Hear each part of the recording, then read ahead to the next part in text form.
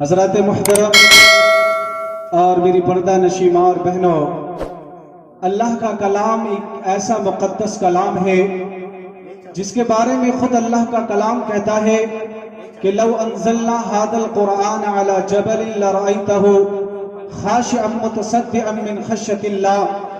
کہ اگر اس کلام پاک کو کسی پہاڑ پہ نازل کر دیا جاتا تو تم دیکھتے کہ پہاڑ مارے خشیت الہی کے چکنا چور ہو جاتا۔ اللہ کا یہ کلام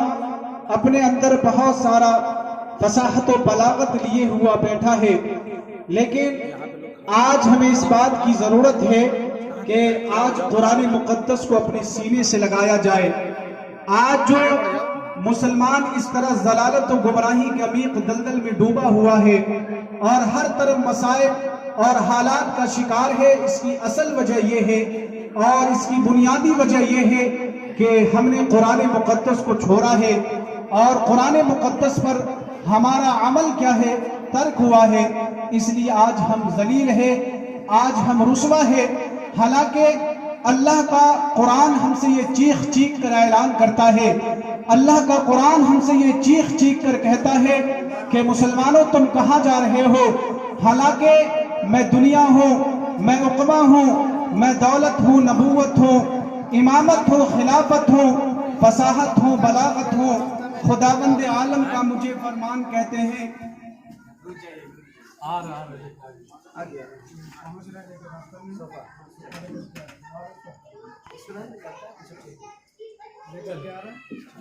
خداوند عالم کا مجھے فرمان کہتے ہیں، ازل سے دونوں عالم میں مجھے قرآن کہتے ہیں۔ خداوند عالم کا مجھے فرمان کہتے ہیں، ازل سے دونوں عالم میں مجھے قرآن کہتے ہیں۔ کلام اللہ بھی میں ہوں، کلیم اللہ بھی میں ہوں،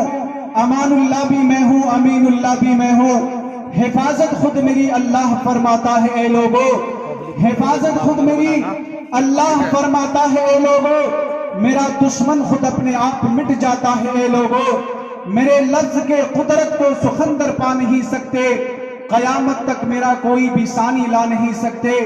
میرے ہر لفظ میں کوئی نہ کوئی راز منہا ہے، میرے ہر لفظ میں کوئی نہ کوئی راز منہا ہے، میری آواز میں اللہ کی آواز منہا ہے۔ مصیبت میں تمہاری ہر پریشانیوں کا حل میں ہو، تمہاری نیکیوں کا حشر میں نعم البدل میں ہو۔ میرا پڑھنا عبادت ہے،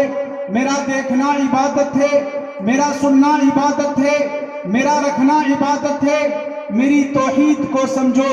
میری توقیر کو سمجھو، میری عزت کو سمجھو اے لوگو۔ میرے ہر لفظ پہ 10 نیکیاں ملتی ہے دیوانوں۔ میں انسان کے دل میں فرشتے کی زباں پہ ہوں، زمین پہ رہ کے بھی محفوظ اب تک آسماں پہ ہوں۔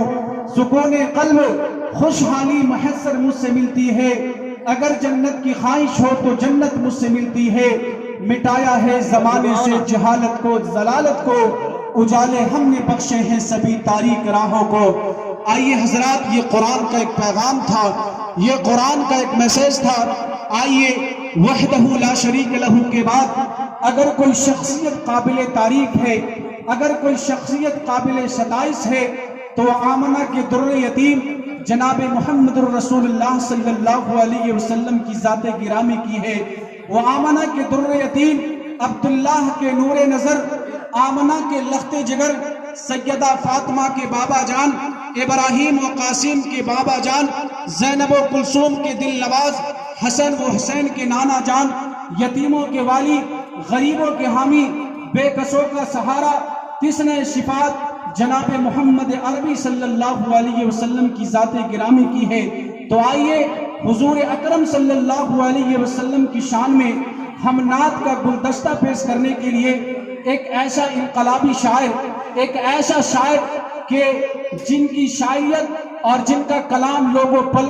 پلکوں پر بیٹھا کر سنا کرتے ہیں، میں بڑے ہی عزت و احترام کے ساتھ جناب قاری کوثر عدنان سیوانی کو میں مائک پر بلاؤں گا ان 4 مصروں کے ساتھ کہ زندگی دی ہے تو جینے کا ہنر بھی دینا، زندگی دی ہے تو جینے کا ہنر بھی دینا، पाँव बख्शे हैं तूने तो तौफीक सफर भी देना, जिंदगी दी है तूने तो जीने का हुनर भी देना, पाँव बख्शे हैं तूने तो तौफीक सफर भी देना, और बोलना तूने सिखाया मैं तो गूंगा था, बोलना तूने सिखाया अरे मैं तो गूंगा था, अब जो बोलूंगा तो बातों में असर भी देना। जनाब कारी कौसर अदनान सिवानी से मैं दरख्वास्त करूंगा कि आप माइक पर तशरीफ लाए और नातिया कलाम से तमाम मजलिसों को नवाजें।